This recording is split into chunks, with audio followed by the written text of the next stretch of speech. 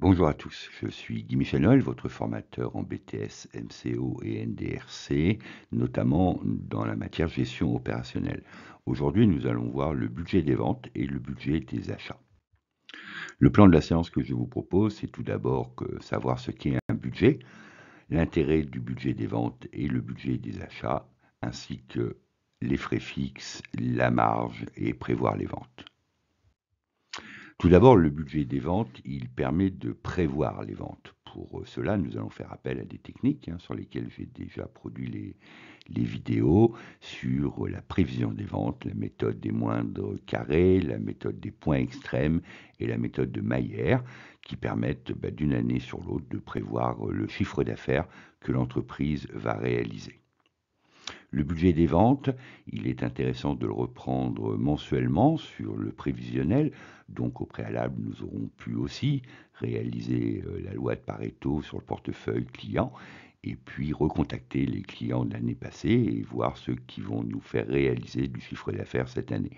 Ce qui nous permet donc d'établir les volumes de l'activité mois par mois, tenir compte aussi de la saisonnalité des ventes et bien sûr, nous tiendrons compte de la TVA pour les encaissements.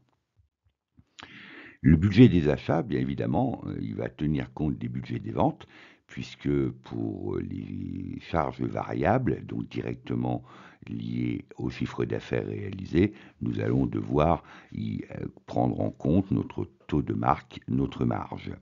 Pour cela, évidemment, il faut connaître les négociations qui ont été menées avec nos fournisseurs pour pouvoir indiquer les volumes d'achat que nous allons réaliser par rapport au chiffre d'affaires que nous avons prévu de réaliser.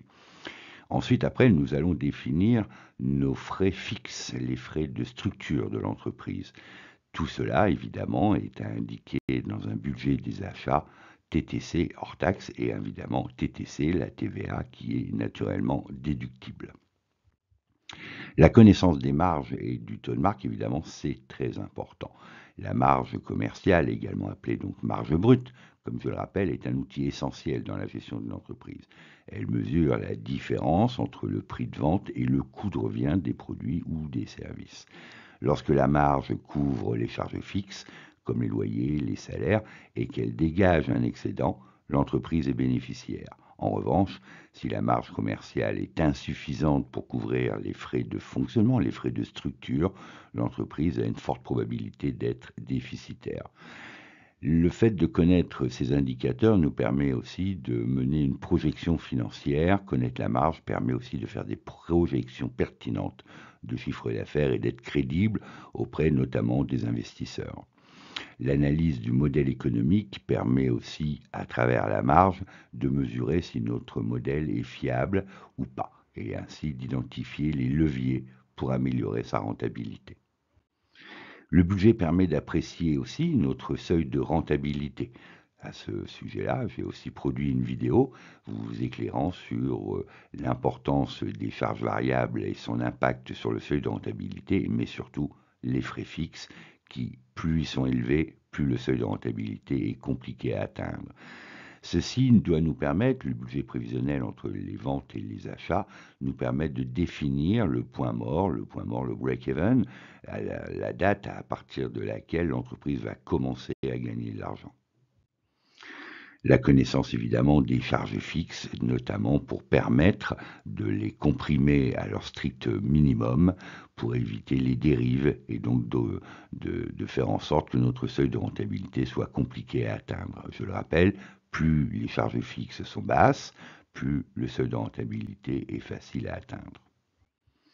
Faire un tableau de synthèse, reprenant donc toutes les ventes, les prévisions de chiffre d'affaires, mois par mois, ainsi que les achats, en exclure évidemment la TVA collectée sur les ventes, ainsi que la TVA déductible sur les achats. Attention, certains achats dans l'entreprise, certaines dépenses de l'entreprise ne sont pas assujetties à la TVA. Donc ce tableau de synthèse permet de repérer tant les charges variables que les charges fixes, les charges d'exploitation et hors exploitation, ainsi que le volume de TVA collecté et déductible. Le tableau de synthèse de trésorerie, donc on le reprend à travers les ventes et les achats. Il est à suivre scrupuleusement parce que nous avons des décalages de paiement, soit par nos clients vis-à-vis desquels nous aurons octroyé des délais de paiement, ou vis-à-vis des fournisseurs qui nous auraient permis des décalages de paiement. Les attendus du jury, c'est évidemment que vous sachiez réaliser un budget des ventes et d'achat.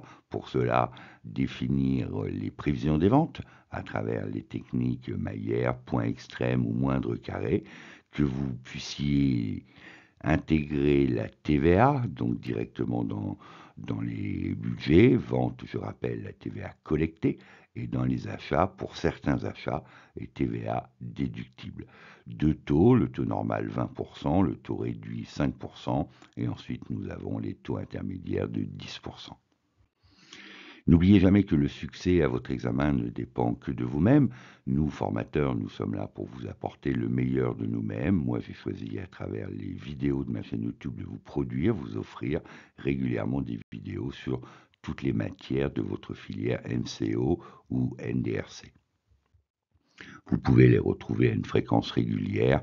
Je vous y invite, si vous les appréciez, likez-les. Si vous souhaitez des compléments d'information ou y apporter des commentaires, je vous y invite aussi. Et puis si vous souhaitez être prioritaire quant à leur production, abonnez-vous en actionnant la cloche. Je vous dis à très bientôt et merci pour vos visites régulières. Au revoir.